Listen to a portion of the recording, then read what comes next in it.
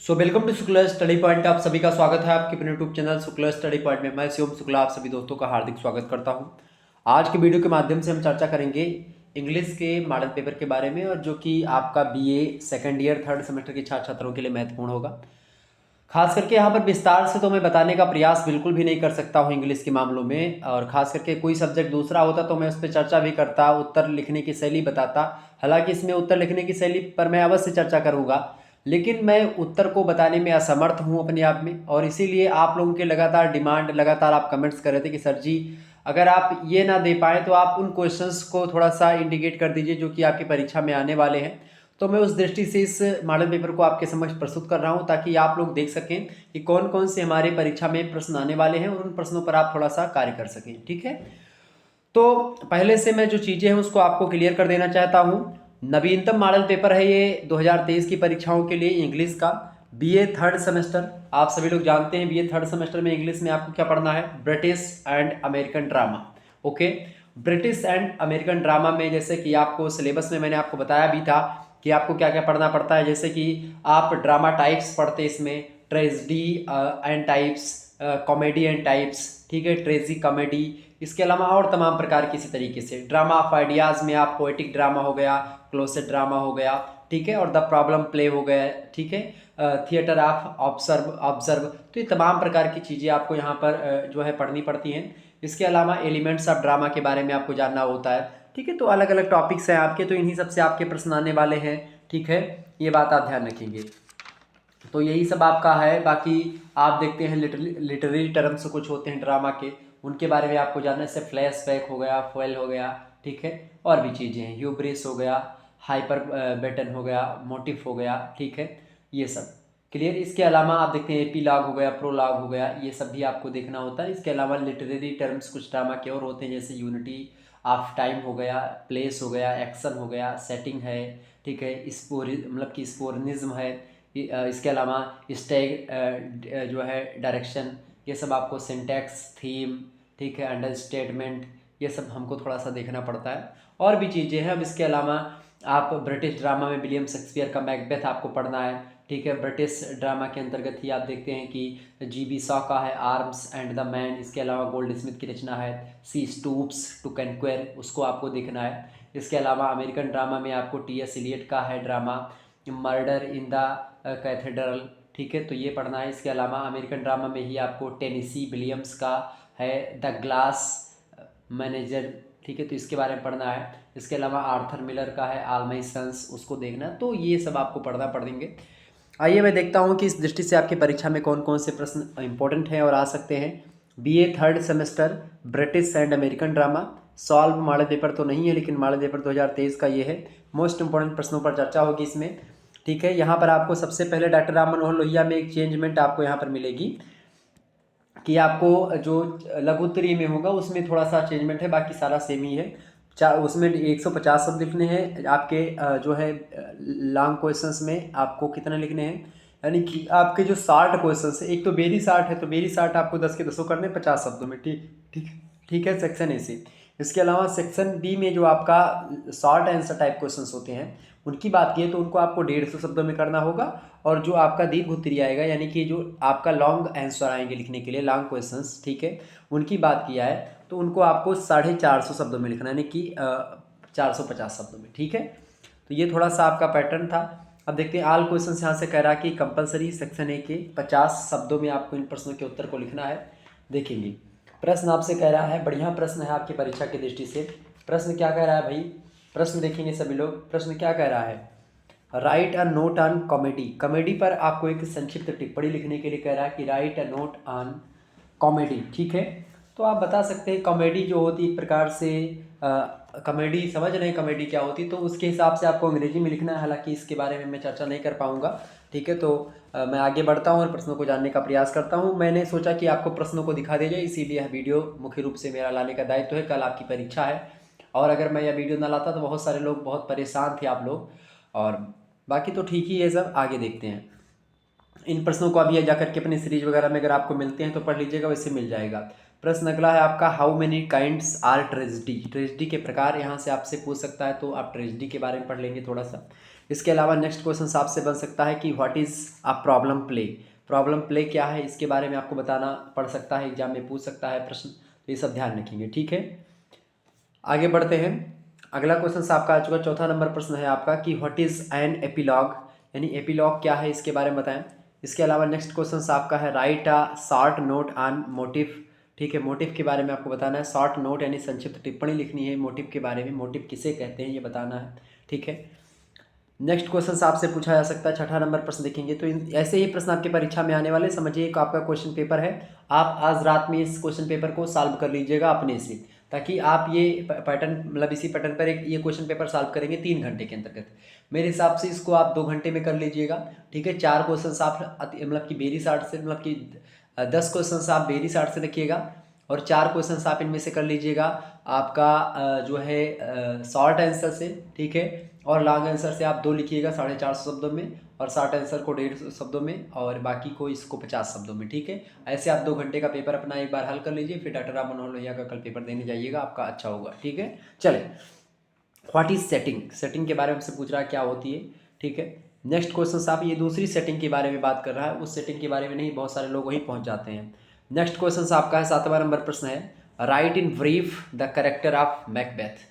Macbeth के character यानी उसके चरित्र के बारे में आपको बताना है, ब्रीफ में चर्चा करनी है आपको। ठीक है, यानी कि जो मैकबेथ जो रचना है विलियम शेक्सपियर की, उनके पात्रों पर आपको चर्चा करनी है, पात्रों के बारे में संक्षिप्त में चर्चा करनी है, बताना है।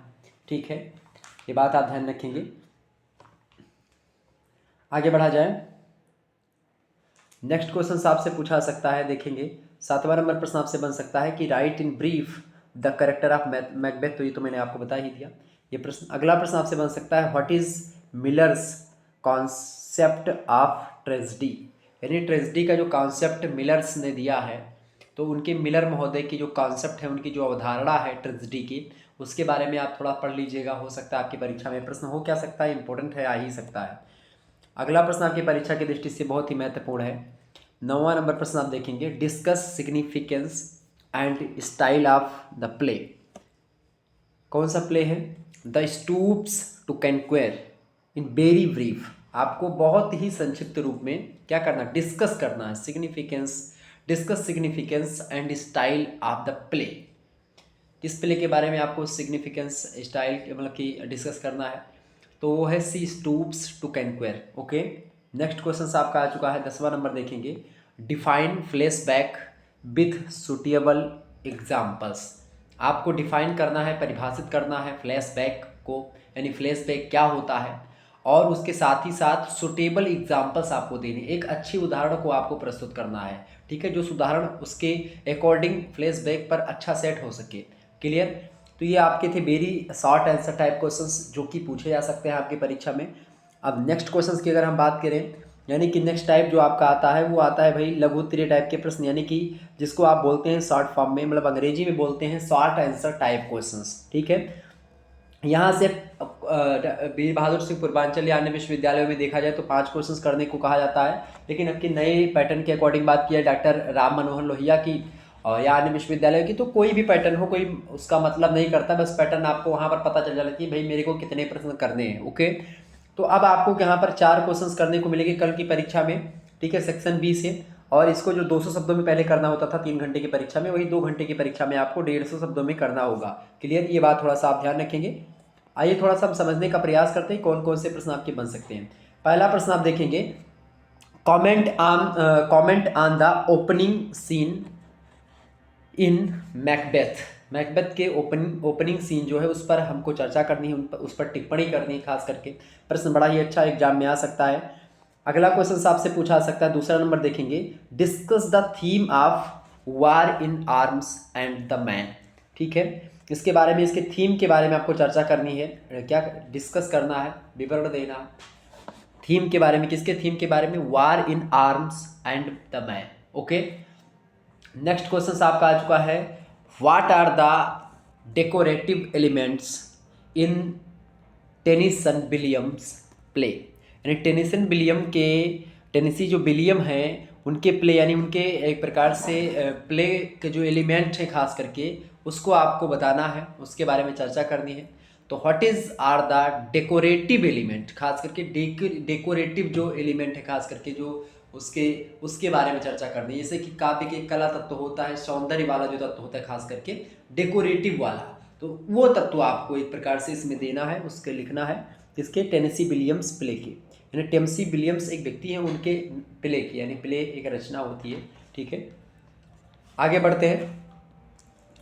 अगला क्वेश्चन आपका आज का चौथा नंबर आप प्रश्न देखेंगे, what advice does the fourth tempter give to Becket, मतलब बैकेट। तो आपसे ये प्रश्न पूछा जा सकता है। ठीक है, और आपको बता दूं कि यहीं पर आपका लघुत्तरीय में यानी शॉर्ट आंसर में आपको व्याख्या भी पूछी जाती है, यानी कि एक्सप्लेनेशन और क्या बोलते हैं उसको, रेफरेंस और कॉन्टेक्स्ट। ठीक है, तो ये आपसे यहीं पर लघुत्तरीय में पूछा जाता है, 150 शब्दों में ही आएगा। ठीक है, तो 4 क्वेश्चंस ये आपको दिए जाएंगे, 3 क्वेश्चंस आपको और मिलेंगे जो कि आपके व्याख्या वाले होंगे। तो उन्हीं व्याख्या में से आपको व्याख्या एक करनी पड़ेगी, यानी कि एक व्याख्या आपकी कंपलसरी होगी, बाकी सारी व्याख्याएं आप अपने हिसाब से चाहे तो क्वेश्चन कर दीजिए, चाहे आप व्याख्या कर सकते हैं, जैसा निर्देश दिया होगा उसके अकॉर्डिंग आपको कल करना है। ठीक है, तो यहीं पर आपका आता है। अगले क्वेश्चन आप पढ़ लीजिएगा, यहाँ पर थोड़ा सा तैयार कर लीजिएगा। दीर्घ उत्तरीय में कौन कौन से आ सकते हैं आपके, देखिए ओनली 2 क्वेश्चन आपको करने होते हैं। सेक्शन सी से 4 प्रश्न आपको दिए जाएंगे। पहले आपको 500 शब्द करने होते थे दीर्घ उत्तरीय के लिए, अब 450 शब्द ही रखा गया, चूंकि आपकी परीक्षा 2 ही घंटे की होनी है। ठीक है, प्रश्न आप देखते हैं, right a note on literary devices of drama. ठीक है, ड्रामा के बारे में आपको यहाँ पर उसके लिटरेरी जो डिवाइसेस हैं उसके बारे में चर्चा करनी है, उस पर टिप्पणी करनी है। नेक्स्ट क्वेश्चन आपका आ चुका है, right a note on the poetic drama in the 20th मतलब सेंचुरी, यानी कि जो 20वीं शताब्दी है। ठीक है, उसके बारे में आपको बताना 20वीं सेंचुरी, यानी कि right a note on the poetic drama. Poetic drama पर एक टिप्पणी आपको करनी है, किस समय की पोएटिक ड्रामा के बारे में, तो 20th सेंचुरी की जो पोएटिक ड्रामा है उसके बारे में। ठीक है, नेक्स्ट क्वेश्चन आपसे बन सकता है, तीसरा नंबर देखेंगे, what are the literary terms of drama, explain it. आपको ड्रामा के जो लिटरेरी टर्म्स हैं बहुत सारे, उन पर आपको चर्चा करनी है और उसको एकदम से एक्सप्लेन करना है, विस्तार से बताना है हमको। ठीक है, ये बात आप ध्यान रखेंगे। नेक्स्ट क्वेश्चन आपका है, Tony Lumpkin is the central figure of the play discuss. ठीक है, टोनी लैम्पकिन जो है एक प्रकार सेंट्रल है, यानी केंद्र में है, फिगर में है, मतलब कि सेंट्रल में है यानी केंद्र में है, तो एक प्रकार से उसके बारे में डिस्कस करना है, बताना है। तो कुल मिलाकर के ये आपके प्रश्न बहुत ही इंपॉर्टेंट थे आपकी परीक्षा की दृष्टि से, तो आप इन प्रश्नों को थोड़ा सा तैयार कर लीजिएगा, आपके लिए बहुत ही हेल्पफुल होगा। ओके, चले फिर, तो इस प्रकार से आपसे प्रश्न पूछे जा सकते हैं। बाकी और जो है इंग्लिश का मैंने दिखा दिया और कुछ क्वेश्चंस मैंने आपको और बताए हैं। ठीक है, आप लोगों ने देखा होगा, मतलब कि जो क्वेश्चन पेपर हुए विभिन्न विश्वविद्यालयों के, उस पर भी चर्चा करिए, आप लोग उसको भी देख लीजिएगा। बाकी तो ये है ही। ठीक है, चले फिर मिलते हैं हम नेक्स्ट वीडियो में, तब तक के लिए जय हिंद, जय भारत। आप सभी का बहुत बहुत धन्यवाद हमारे से जुड़ने के लिए। इसी प्रकार से अपना प्यार हमेशा बनाए रखिएगा। Good night, I love you. धन्यवाद, बहुत बहुत धन्यवाद।